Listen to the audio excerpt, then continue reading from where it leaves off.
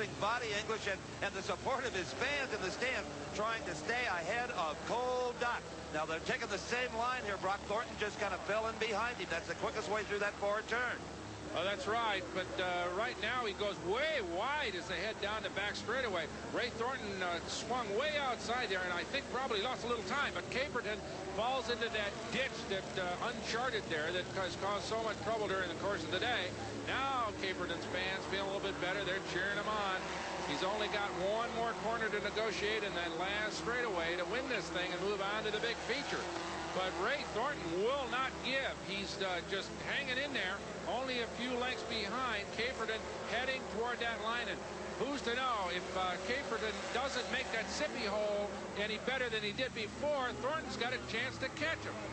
Boy, what a great effort Ray Thornton and Cold Duck made, but it's the fans of Rick Caperton that are doing all the shouting and hollering because he goes into the big feature, and Ray Thornton, well, we'll just have to see him again next year.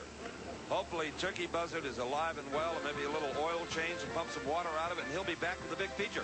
Now, here was the start of the previous race. Let's take a look. The Jeep, actually, for the first 10 feet or so, might have even had the lead until it just kind of ran out of torque, horsepower, and RPM. And Ray Thornton and Rick Caperton proceeded from that point to put on the show. You can see the rear tires actually spinning, losing traction on Turkey Buzzard, the center buggy. And, of course, at the close of the race, watch the right-hand side of your screen. Here comes the blue, venerable old Cold Duck moving in on Rick Caperton, but he just made that charge a bit too late. It was going wide in the far turn that spelled his demise. I guarantee you that. He just didn't have quite the line that Caperton did, and there, Caperton went in to the big feature. And speaking of the big feature, here's how it sets up. Lonnie Cheshire in the Outlaw, Leonard Cheshire, of course, and that's another one. Turkey Buzzard with Rick Caperton, and Shag Nasty with David Sims. Brock is with the driver of the most powerful buggy in the field. Well, Steve, I'm with Lonnie Cheshire, who's just run like a freight train here all day long. And but, of course, once again, he's up against his brother and David Sims, a couple of strong runners. How do you feel? The motor's going out. Every time I come in, I have to keep readjusting one valve that's pulling it through. It's maybe if it goes, the motor's going. Maybe it'll stay there. You just got to stand on it all the way and hope. Yeah. No other choice. Yeah. Hope for the best. You can't base yourself in this deal, right? No. Okay. Well, we hope she hangs together for one more mile, Lonnie. All righty. Okay. And now let's go to Steve.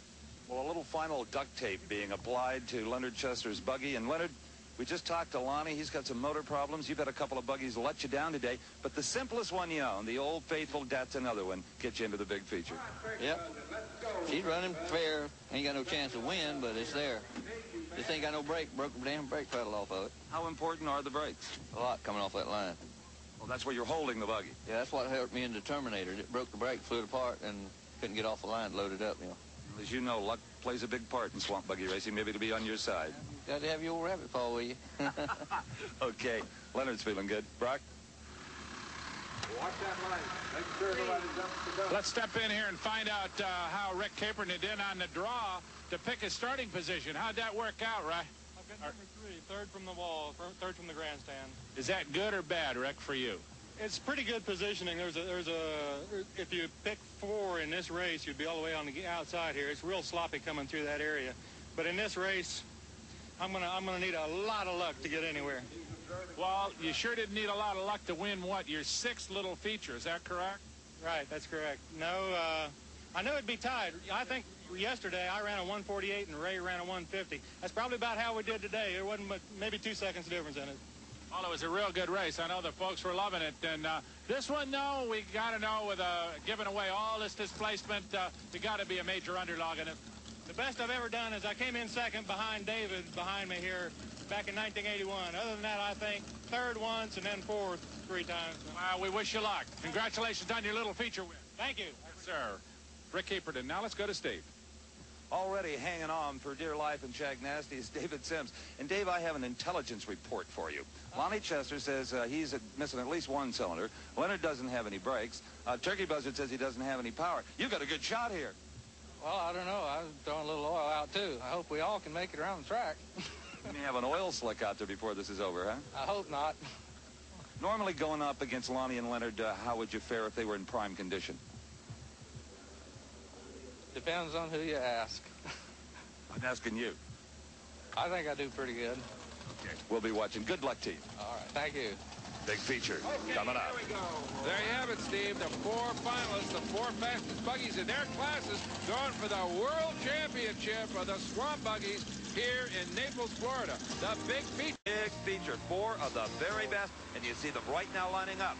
The brown and tan machine on the far side, that is David Sims. And Brock Yates, it looks like he got the better start, but here comes Lonnie Cheshire on the outside.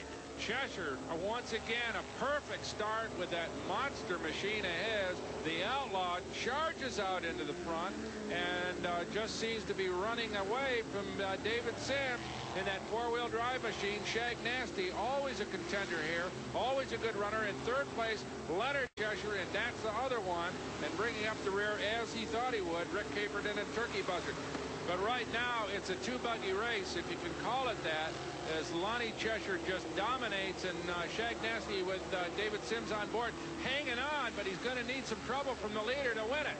Brock, I really appreciate you doing the race call here, because I'm looking at the tree line for that monster. I'm telling you, he's back right where I saw him, right behind where you see David Sims. This is the big feature. We've got to pay attention to this. And forget about that, whatever that is, as we watch David Sims charge down the back straightaway. Here they come to the final corner. Sims has moved up a little bit on Lonnie, but I think, unless there's mechanical problems, Cheshire will be able to skate the Mississippi Hall and win the big feature. Yes, he does. Another Cheshire victory here at the Swamp Buggy Championship. This time, though, it's Lonnie. Well, you know, it was his brother Leonard that got a lot of attention today because he brought a whole fleet of vehicles with him. But it was Lonnie, if you think about it, that really was the impressive competitor. He never put a foot wrong. It was just nice to hear you're back on the announce team again, paying attention to the competition and got your mind off that whatever it is that's lurking in the woods or in your brain as we watch David Sims give way to the overwhelming power of Lonnie Cheshire and the Outlaw right there. That was it for all intents and purposes as Cheshire goes on to victory. We're going to have a couple of more looks at that race, but you stand by with the winner, Lonnie Cheshire, down there, will you, Evans? And maybe get a word with him. Hey, no problem, Brock. I pull my weight. You know that. Yeah, I guess I do know that. As we watch Lonnie Cheshire come down the front straightaway, but look at this. David Sims just skimmed the outer wall trying to run down Lonnie Cheshire, and in so doing, soaked down our front straightaway camera.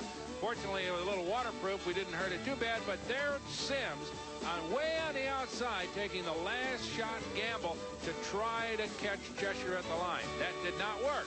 And Steve is now with the winner. Lonnie Cheshire, you've seen that face before as king of the swamp. Lonnie, I know you were concerned about the motor, but it held up for one more muddy mile. I couldn't hold it to the floor. I had to let back halfway. Every time I mashed all the way down, it just go to breaking up that valve. But I know. I was just hoping, just hold the inside so he couldn't get under me.